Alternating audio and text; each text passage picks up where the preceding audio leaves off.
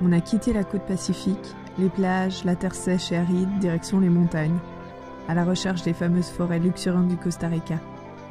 On est arrivé à Monteverde pour 3 jours, finalement on y restera plus de 10. Dans cette petite ville tout là-haut perchée, dans la Cloud Forest, c'est fou comme le décor change. On respire, il fait plus frais, c'est bien humide et il y a beaucoup de vent, alors on sort des habits plus chauds.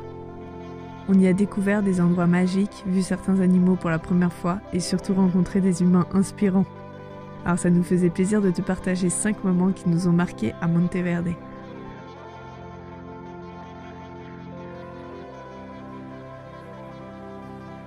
Bon, il faut qu'on t'avoue. Au fin fond de notre sac, il y a un Fujifilm X100F qui se balade avec nous depuis le début de notre périple. C'est vrai que le pauvre n'a pas trop eu la chance d'explorer le Pérou, comme si c'était pas encore son heure. Mais à Monteverde, l'inspiration photographique a enfin émergé en nous. On est donc parti sur les ponts suspendus de Selvatura, caméra en main, de nouveaux sens à l'affût. Oui, car la photo nous a emmenés explorer autrement les détails de notre environnement, les différents angles de vue, l'ombre et la lumière. Bref, quelque chose s'est passé ce jour-là, car on a pu délaisser notre appareil par la suite. On est le 2 février 2022. Alors oui, c'est le grand portail stellaire du 2222, mais c'est surtout la nuit de Climu. On a rendez-vous à 8h dans la réserve de Coricancha avec notre guide pour 3 heures d'exploration dans la forêt tropicale à la recherche des animaux. Coricancha. Je retiens pas les noms. Coricancha. Trop stylé. Le guide est super beau. On débute la journée devant ce magnifique ficus étrangleur. Faut qu'on te raconte son histoire. En fait, la caractéristique du ficus étrangleur, c'est qu'il pousse de haut en bas. Ses graines sont déposées au sommet d'un arbre par des singes ou des oiseaux, et au fur et à mesure, ses racines vont pousser et chercher de la nourriture et donc vont descendre comme des lianes autour de l'arbre. Lorsqu'elles atteignent le sol, elles vont alors épaissir et étouffer l'arbre qui était là au départ. Au bout de 300 ou 400 ans, regarde, c'est fou, ça donne une cathédrale de bois.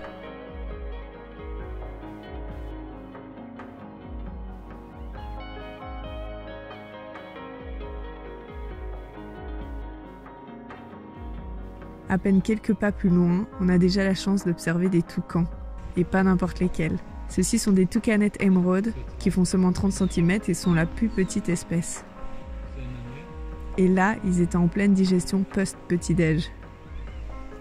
On est comme des enfants ce matin-là, on regarde partout, en haut, en bas, on marche super silencieusement, on tend l'oreille. Je sais pas s'ils étaient au rendez-vous pour la nuit de Climu, mais on a été chanceux. On a pu observer des colibris vers les avocatiers à petits fruits, leur lieu de prédilection, mais aussi le jet argenté, la pava crestada, donc la dinde à crête, le mot-mot que plein de gens confondent avec le quetzal, et l'organiste avec sa gorge jaune. Et puis là, magie, un couple de quetzal. C'est l'oiseau mythique du Costa Rica, qui est aussi appelé l'oiseau sacré. Ils sont magnifiques avec leur tête verte électrique et leur plumage bleu-vert. Et pour la petite histoire, il se dit que lorsqu'on a le très rare privilège de voir un quetzal dans son élément naturel, nous pouvons nous sentir élus comme choisis par les dieux. Tu passes un bel anniversaire. Ouais, c'est magnifique. Dans un parc avec un guide. Franchement, on a déjà vu plein de trucs. C'est mieux qu'hier. On continue de marcher et un coati arrive, puis 2, 3, 4. On se retrouve encerclé d'une trentaine de coatis. Ce sont des mammifères omnivores qui mangent de tout. Enfin bref, comme tu peux imaginer, on a passé un trop bon moment à Coricancha et on peut que recommander d'y aller. Maintenant, on fait beaucoup plus attention aux bruits qui nous entourent, les chants des oiseaux, et on va ajouter des jumelles à notre sac à dos. Le soir des 31 ans de Climu, je lui avais réservé une petite surprise, une expérience gastronomique dans des cubes de verre perchés au-dessus de la forêt de nuages. Le lieu était juste magique, que les deux entourés de nature, au-dessus des arbres, des nuages cotonneux qui défilent autour. Et ce qu'on ne savait pas, c'est qu'à chaque étape du menu de 7 plats, il y avait une surprise. Le repas était rythmé par l'histoire des Quakers, C'est un groupe de personnes qui vient des États-Unis et qui a fui la guerre du Vietnam et qui s'est installé dans la région de Monteverde dans les années 50. Et leur objectif, c'était de continuer à vivre selon leurs normes et leurs règles en privilégiant la non-violence. À la fin, on avait 7 minutes pour se rappeler de 2 dates clés qui nous permettaient d'ouvrir le coffre et découvrir la surprise finale. Voilà, on a un code, j'ai rien pigé en espagnol et puis voilà, on a trouvé le numéro. Sinon, on ne peut pas sortir de là, de la prison. Plus que 11 minutes 46 pour trouver le code. En gros, le cadre était enchanteur, insolite, mais l'expérience culinaire a été moyenne par rapport à nos goûts. On a trouvé que les saveurs, elles étaient un peu complexes. Bon, j'avoue, on aime trop Top Chef, donc je crois qu'on est un peu devenu critique culinaire par défaut. On est en plein dans Top Chef, mais là, elle se baisse direct le biscuit, hein, qu'à ça. On peut pas penser à Monteverde sans penser à René. L'histoire est trop belle. En cherchant notre hôtel, on tombe sur le Nuestra Casa et on lit dans les commentaires que le propriétaire, René, c'est un Suisse et qu'il est super sympa, donc voilà, on book notre nuit là-bas. Et en fait, René, on le rencontre dans la cuisine et on passera 2 bonnes heures à discuter de tout et c'est le début de notre amitié.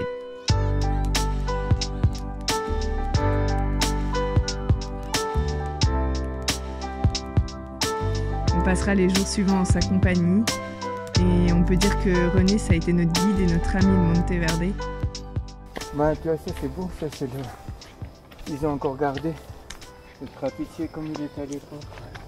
Voilà, c'était pour la canne à sucre. Comment elle va? Il est tellement généreux qu'il nous a emmenés dans tous ses coins coup de cœur. On va faire une petite marche à Saint-Louis. La Finca Ecológica de San Luis, qui est une ferme familiale transformée en réserve. J'espère qu'on va voir. Vous avez déjà vu le mot-mot qui a la queue en tête? On nous parle du mot-mot qui apparemment est le quetzal du pauvre. C'est trop salaud. Là, c'est lui-là. Ah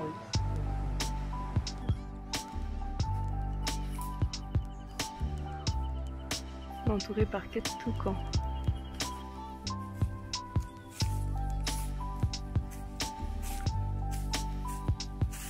Oh waouh! On est au paradis là. On a passé l'après-midi à se promener sur différents sentiers de randonnée et il y a plein d'oiseaux à écouter et à observer. Des citrons qui deviennent orange quand ils sont mûrs. Ouais. Les citrons, ils sont mûrs. Comme ils sont doux. C'est comme des citrons doux. On a aussi passé une matinée ensemble dans la réserve de Santa Elena, l'endroit préféré de René, qui tenait absolument à nous montrer. Et on n'a pas été déçus. On a parcouru la forêt tantôt à discuter ensemble, tantôt en silence éloignés les uns des autres. Et quand tu te balades au milieu de tout ce vert dans cet environnement humide et frais, dans le silence, ça te nettoie, ça te recharge complètement. En bref, on a passé une matinée parfaite. René, il est venu au Costa Rica il y a plus de 15 ans et il est tombé amoureux de la région de Monteverde. Et il nous a raconté qu'après plusieurs allers-retours entre le Valais et les montagnes du Costa Rica, il a décidé finalement de s'installer là-bas. Il s'est associé avec une tika et du coup ils ont ouvert leur auberge. C'est là où on a dormi et on a été tellement bien reçus. D'ailleurs c'était un des meilleurs petits déjeuners qu'on a eu de notre voyage. On recommande vraiment le Nuestra Casa. Et quand on est arrivé là-bas, c'était le dernier jour de René. Il remettait les clés de l'hôtel pour un nouveau projet. Aller vers plus d'autonomie, se rapprocher encore plus de la nature et de lui-même, simplement profiter de la vie. Merci René pour ton temps, ta générosité, ton amitié, tes partages, tes transmissions. Ça nous ferait vraiment plaisir de te recroiser un jour en Suisse, au Costa ou ailleurs. Il faut aussi qu'on te parle d'Anna. C'est la compagne de René. Et quand il nous a dit qu'elle faisait des soins énergétiques, des massages, de la céramique, de la peinture, on était heureux de la rencontrer. On a finalement passé 3 jours chez elle, dans sa maison d'artiste, avec son jardin enchanté. C'est vraiment un endroit qui nous a inspirés et nous a donné des idées pour le lieu qu'on aura peut-être un jour. Les matins, Kim y partait avec Andy, le jeune Tico qui travaillait là, et moi je l'aidais sur sa communication visuelle. Et on te laisse avec la vidéo que j'ai réalisée sur son jardin des déesses et le parcours initiatique dans lequel elle t'accompagne.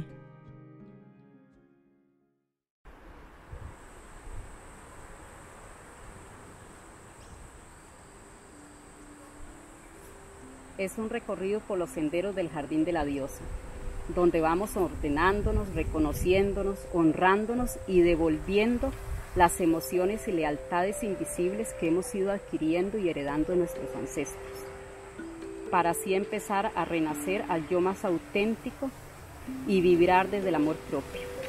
Después de esto tendremos una ceremonia de renacimiento donde por 21 días yo te acompaño a integrar este proceso.